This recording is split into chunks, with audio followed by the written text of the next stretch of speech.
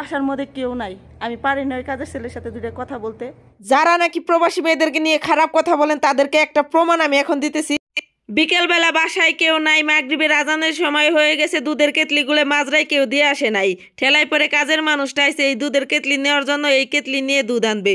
বাইরে থেকে দেয়ালের উপাসতে ডাক পারতেছে, কেতলি দেন কেতলি দেন। ভাগ্যেশ আমি বাইরে কার্পেট ধুইতেছিলাম, আমি শুনতে পাইছি, পরে বললাম দিতেছি। এই বলে ছেলেটা ওই দিকে চলে গেছে। আমি এখানে এটা রাখার পরে, আমি এখান থেকে চলে যাওয়ার পরে আইসা নিয়ে যাবে। ওই জন্য আমি জগ টকরাই হেলাম, ওই যে কামের ছেলেটা আসতেছে, ওই জায়গা থেকে আইসা এনতে জগ নিয়ে যাব। তো একটা কথা বলবো কি, নিজে খারাপ জগৎ খারাপ। বাসার মধ্যে কেউ নাই, আমি পারি না ওই কাজের ছেলের সাথে দুটো কথা বলতে। বাংলাদেশের না কোন দেশের তাও জানি না। ওই গেটের ওই কোনো জগ রাইখে আসলাম, ঠিক আছে, এখন এসে নিয়ে যাব। ওই লোকটা মাঝরাই থেকে দুধ আনে, আমাদের বাসার মধ্যে লেবন বানাই, তো দুধ আনে ওই গেটের ওনে রাইখে যাব। যদি আমারে দেখে আমি বাইরে, তাহলে ওই মাঝরা ওনে থুয়ে যাব। আমি ওনতে যাই নসম ছেড়া যাইবো, তারপরে আমি আনম। ওই যে যাইতেছে, কোনো দিনও ঠিক আছে আমরা এসব মানুষের সাথে কথা বলি না। আল্লাহ মাফ করুক, যেসব মানুষ আমাদেরকে নিয়ে বাজে কথা বলে তাদেরকে হেদায়েত করুক। তাই কি হয়েছে, প্রবাসে আসছি। এই যে বাসাটার মধ্যে, এই বাসাটার মধ্যে একটা কুত্তাও নাই। যদি ওই ছেলের লগে আমি 2 মিনিট কথা বলি, কেউ কি দেখবো না। নিজের মন ঠিক, জগৎ ঠিক, নিজে ভালো জগৎ ভালো, এতটুকুই বললাম। আমার যেভাবে ধমক দিছে, আমি আমার কি জানি কইবা। আসলে উনি একটু জোরে কথা বলে বুঝে যাইতেছে না, মাঝরায় দেখাশোনা করার জন্য। আর এই যে ছাগলের দুধ নিয়ে আসছে, একদম খাঁটি ছাগলের দুধ। দুধ আনার জন্য এই পানির বোতলগুলো মূলত কপিলের বাবাই বিকালবেলা নিয়ে যায়, যখন নাকি মাঝরা যায় তখন আমরা সাথে দিয়ে দেই। তো বাসায় কেউ ছিল না দেখে কাজের মানুষটা একটু আইসে নিয়ে গেছে। এখন এই যে কপিলের বাবা দুধ নিয়ে আসে বিকালবেলা, যে গাড়িতে কইরা আমাকে বলতেছে এই দুধ নিয়ে এবার আইলে রাখ। আমি এখন বাসায় যাবো, বাসায় যেয়ে দুধ ঢেলে রাখবো। সৌদি আরবের মহিলারা দিন বেড়ে খায় আর গম পারে, আর কাজের মেয়ে কেমনে খাটাই খাওয়ান যাবো সেই বুদ্ধি, ঠিক আছে। ঈদের আরো বাহি আছে 15-16 দিন। এই যে আমার দে কার্পেট, এই ডে ওই ডে ধোয়াই দিছে। এই কার্পেট গুলো মাজরা দিয়ে গোর পারে রোদ্রের মধ্যে, পাথর বালির মধ্যে না, এগুলো দাও। কালকে কইছে, আজকে আমার কয়ে মাদ্রাসায় চলে গেছে। এনহে যদি এগুলো না দয়া সে দেহে, তাহলে 3 আর ছন্দি কপিলের মা এম্বা থাকবো, ঠিক আছে। সৌদির মহিলারা মুখ দিয়ে যেটা বাই করবো, ওইটা যদি কইরে না হারুর বারো, তাইলে আর বাসন্তী নাই, তাইলে তাদের কাছে মুখে হাসি পাওয়া যাবে না। তা চিন্তা করলাম যত কষ্ট হয় আগে কার্পেট দিয়ে নেই। এই কার্পেট ধোয়াকে কেন্দ্র করে আমার সাথে যে এত বড় ঘটনা ঘটবো আমি জীবনেও কল্পনা করিনি। এত কষ্ট করে কার্পেট ধুইলাম, তারপরে আমার এতগুলো লাঞ্ছনা সহ্য করতে হলো। আসলে ব্যাপারটা আমি মেনে নিতে পারতেছি না, কোনোদিন মেনেও নিতে পারবো না। আর আমার সাথে এই বাসার মধ্যে সবার সাথে আর ভালোবাসা একতা থাকবে না। কারণ হচ্ছে আমি 3 বছর ধরে এই বাসাটার মধ্যে থাকি, আমার কপিলের মার লগে জীবনও আমার ঝগড়া লাগে না, জীবনও মন কালাকালি হয় নাই, তার কোনো কথায় আমি কষ্ট পাই নাই। হ্যাঁ, কাজ ভুল করলে বকা দেয়, গালাগালি করে, এটা ওটা জাকি মারে, তো নিমিষে সেরে যায়। কিন্তু এই তারিখে যে ঘটনাটা ঘটছে, এই আমার সাথে ফার্স্ট। সৌদির মহিলার সাথে আর কারোর সাথে জীবনে কিছু হয় নাই, থাকি কপিলের মার কাছে। তো এই দেখেন আমি কত কষ্ট করে কত সুন্দর করে কার্পেট ধুইছি। মূলত কাহিনী কি, এই কার্পেট ধুইছি তারা দেখে নাই কে।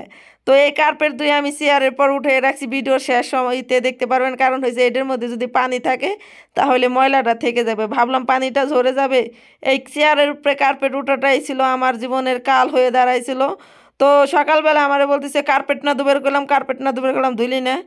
তো আমি বুঝতে পারিনি। তো কার্পেটের কথা বলার পরে আমার মনে পড়ছে, তো কার্পেট তো আমি ধুয়ে দিছি, মেলে দিইনি, চেয়ারের পর উঠে রাখছি। তো আমি করছি কি, সকালবেলা চেয়ারের পর কার্পেট নামাইয়া মেলে দিয়ে দিছি। একটু একটু পানি ছিল, এমনি পানি ঝরে গেছে। তো দুপুরকালে আমার কইতেছে তোরে কার্পেট দুবার করলাম, তুই কার্পেট দিলি না কে, হে আনতেন। তা আমি কই মামা আমি তো কার্পেট ধুইছি। কয় তুই কার্পেট দোষ নাই, খেস যাব, তুই মিশা কথা কস, কোনে কার্পেট দিছা। আমি কই কি না আমি ধুইছি। আমারে তো এটা ওটা খুব কইলো, তারপরে আমি ভিডিও দেখালাম, দেখ আমি এইভাবে এইভাবে কার্পেট দিছি। কয় তুই মিশা কথা কস, তুই কার্পেট দোষ নাই। তারপরে কার্পেটটা যায় চেক করছে, মানে এই কার্পেটগুলো এই যে পাথর দেখেন না, মাজারের মধ্যে পার্টি করে, তারপরে ধুলাবালির মধ্যে সারাদিন পড়ে থাকে, জীবনে ঘরে তোলা হয় না। তাইলে পর্যন্ত কার্পেটের মধ্যে কি পরিমাণ ধুলে, এই ধুলে কি ধুইলেও যা। যাই হোক একটু একটু ধুলে মনে হয় ছিল একটা কার্পেটের মধ্যে, এই যে যেটা ফার্স্টে উঠেলাম এটার মধ্যে। তো আমারে বলতেছে যে তুই কার্পেট দশ নাই, তুই মিছা কথা কস, তোর কাম করুন লাগবো না, আমি দুমি কার্পেট। তো ওনার কথা শুনে আমার চোখ দিয়ে পানি আইছে। আমি দুপুরে খাড়া নদীর মধ্যে 50 ডিগ্রি রোদ্রের মধ্যে বের হয়ে আমি কার্পেট ধুয়ে গেছি। আমার হাতে নিয়ে মানে এক কথায় বাড়ি তার সাথে আমার ঝগড়াই লেগে গেল। পরে আমি ওই যে বড়ই গাছের কোনায় খাড়ায় খাড়ায় চিক্ষের পারতেছি। কই তুই কান্দার সমস্যা কি? আমি কই কি আমার কোনো সমস্যা না, ঠিক আছে, এই আমার কপাল। আমি আজকে গরিব দেহে তোকে বাসায় কাম করবে রাখছি, আল্লাহ আমার গরিব বানাইছে দেহে, তাই তুই তোরা এরকম করো। ওখানেই শেষ হয় নাই বুড়ি, ঠিক আছে। এটা নিয়ে আমি ম্যাডাম রে ফোন দিছি, ম্যাডাম রে কইছি আমি তোকে বাসায় থাকুম না, এই ঘটনা। তো ছেলের বউরা নাতি নাতকুরা মেয়েরা জেনে যায় আইছে, সবাই রে কইছে যে নে কাহিনী কইছে, ও আমার কাছে মিছা কথা কইছে, কার্পেট দয় নাই, ও আমারে কয় কার্পেট ধুইছি। এদিকে আমি ভিডিও দেখাইছি, মানে দুজন পাল্টাপাল্টি আক্রমণ শুরু করছি। তো নাতিরা কয় এই যে স্বপ্না কার্পেট ধুইছে, তারপর নাতিকে বুঝে মিছা কথা কইছে, ও কার্পেট দয় নাই, কার্পেটের উপর দিয়ে পানি ঢেলে থুইছে। এটা নিয়ে আজকে 4-5 দিন ধরে এই বুড়ির লগে আমিও কথা কই না, বুড়িও আমার লগে কথা কয় না। আমি মনে হয় যতদিন এখানে আছি আমি কেন জানি কষ্ট পাইছি। কাজ ভুল করলে এক থাপড় মারলে সমস্যা আছে, না করলে বকা দিলে সমস্যা আছে। এত কষ্ট করে কার্পেট ধোয়ার পরও উনি আমাকে মিথ্যে একটা ব্লেম দিল, আমার সাথে এরকম ব্যবহার করলো। এতটা কষ্ট পাইতাম না এই কার্পেট যদি আরো 8বার ধোয়া লাগতো, যদি বলতো ময়লা রয়েছে তুই আবার ধু, কিন্তু আমারে বলে তুই মিথ্যা কথা বলছিস। শুক্রবারে কপিলের বাবা জুম্মার নামাজ পড়তে যায় মসজিদে। সেই মসজিদের সামনে আমার বাঙালি ভাইরা, বিভিন্ন দেশের মানুষ আর কি, আমি দেখি নেই, বুঝতে পারি আর কি, এই সবজিগুলো বিক্রি করতে আনে, করল্লা, কদু, অনেক ধরনের পেয়ারা, ধইনে পাতা। তো সেখান থেকে কপিলের বাবা সবজি টবজি কিনে আনে, জানে যে স্বপ্না খায়। ওই মানুষটা আছে বলে এই বাসার মধ্যে আমি এখনো খেয়ে বেঁচে আসি। তাছাড়া এরা যা খায় ওগুলো তো আমি খাইতে পারবো না। কপিলের বাবা আমার কেজি কেজি মরিচ আইন দেয়, সবজি আইন দেয়, যাই হোক মাশাল্লাহ আলহামদুলিল্লাহ। পরে ওই কদু দিয়ে রান্না করতেছি সুরমা মাছ দিয়ে। 2 দিন ধরে না খাওয়া কপিলের মায়ের সাথে একটু রাগারাগি করে পরে খাই নাকি, কাজ ঠিকই করছি। এই প্রবাসে কাজ না করে তুমি একদিনও থাকতে পারবে না, কিন্তু না খায় 7 দিন থাকলেও সৌদির মহিলারা জিজ্ঞেস করবো না তুই খাইছা নাকি, তুই খাবি নাকি।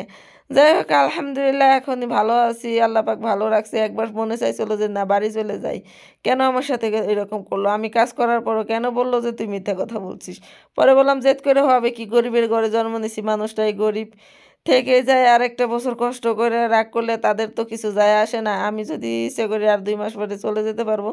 যাই হোক পরে ডিসিশন চেঞ্জ করলাম, মনটা ভালো করলাম, রান্না করতে আসলাম। এই যে ফ্রিজে তরকারি রেখে দিতেছি, ঠান্ডা হলে কদু তরকারি একটু ভালো লাগে, গরম গরম